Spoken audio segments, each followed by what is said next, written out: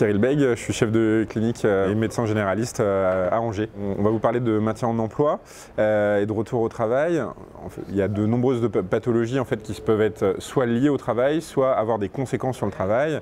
Et le médecin généraliste est donc souvent en rapport avec des gens qui peuvent être en difficulté de maintien en emploi. Il y a plusieurs éléments qu'on a pu développer pendant notre session. C'est la question déjà de l'arrêt de travail.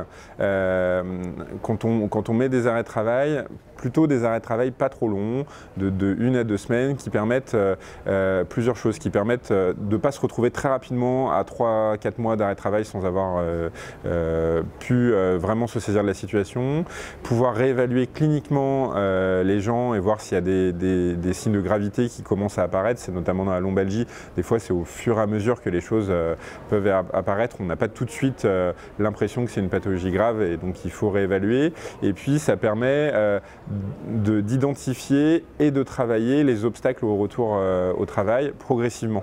Hein, voilà, ça met du temps, on a des temps limités de consultation et donc les voir toutes les semaines ou toutes les 2 semaines permettent ça. Et donc ça permet vraiment d'anticiper. Et puis, ça permet quand on se rend compte que la situation va être compliquée, d'avoir anticipé, de se dire au bout de 1 mois et demi, oh là, ça commence à être compliqué, de commencer à se poser la question d'adresser au médecin du travail qui, contrairement à nous, va pouvoir agir sur les conditions de travail.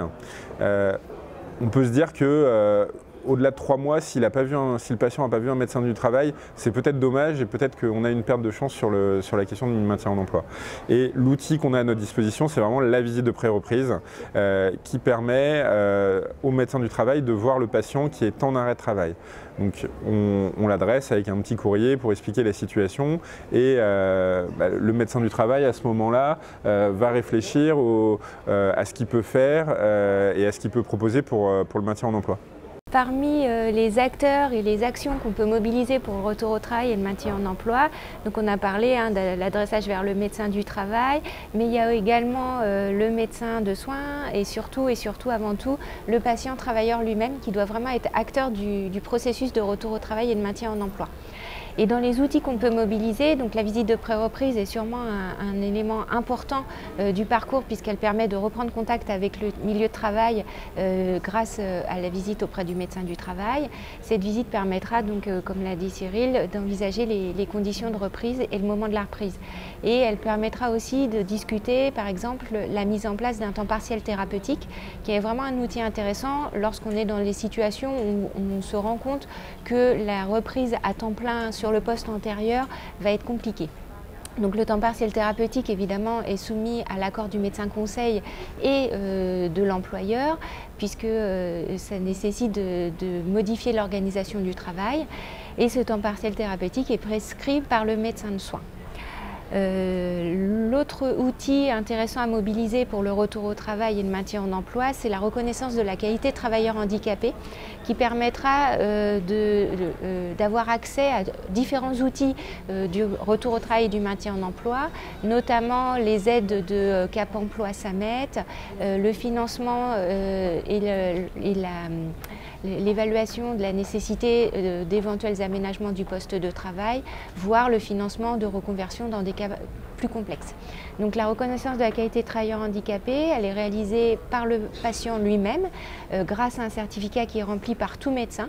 Le médecin du travail est vraiment un bon conseil pour cette reconnaissance et elle est déclarée auprès de la maison départementale des personnes handicapées ou auprès de la maison départementale de l'autonomie. Et je terminerai par les cas où la situation, malgré une reprise progressive du travail, à temps partiel thérapeutique, comme on vient de le dire, le retour au travail comme avant à temps plein semble difficilement envisageable, que la situation s'enquiste un peu sur un temps partiel, eh bien on n'a pas d'autre choix parfois que de se poser la question d'une mise en invalidité. Donc l'invalidité, c'est la possibilité de percevoir une rente lorsqu'on a perdu au moins 2/3 de ses capacités de travail ou de revenus. Elle est soumise à la décision du médecin conseil de l'assurance maladie et va permettre de bénéficier d'une rente qui varie entre 30 et 50% du salaire selon la catégorie de l'invalidité qui va être déterminée par le médecin conseil. Donc cette invalidité permet de cumuler la rente plus des revenus. C'est l'objectif pour la reprise ou la poursuite d'un travail à temps partiel pour permettre un complément de revenus chez les personnes qui n'arriveront pas à reprendre à temps plein par exemple. Le dernier élément, c'est que l'invalidité donne accès aux mêmes droits que la reconnaissance de la qualité travailleur handicapé, puisque lorsqu'on est reconnu invalide, on a accès à ces outils et à ces financements de fait. Ce qu'on peut peut-être compléter, c'est sur vraiment l'importance du médecin du travail, la relation du médecin du travail. On a été questionné là pendant la session beaucoup sur, voilà, c'est pas toujours facile. Il faut vraiment être convaincu, enfin, en fait c'est pas facile et les patients des fois ont un peu des freins. Il faut vraiment être convaincu nous-mêmes de l'intérêt d'adresser au médecin du travail qui a des outils à sa disposition. Alors là on a parlé de l'outil du temps partiel thérapeutique, mais les aménagements de poste, il peut effectivement en cas de reconnaissance de qualité de travailleur handicapé, qui est vraiment une boîte à outils, mettre en place un certain nombre d'outils de maintien d'emploi assez pointus et vraiment une aide. Et puis il peut aussi servir de médiateur avec l'employeur.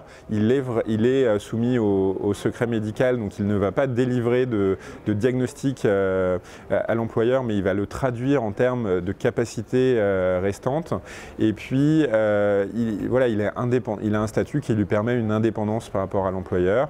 Il est vraiment au centre des choses au sein de l'entreprise sur le milieu de travail. Et donc, il faut vraiment être convaincu que pour nous, c'est un allié et donc pour le patient aussi. Et si on est convaincu, on arrivera à adresser notre patient et à l'aider à être pris en charge sur ces questions-là.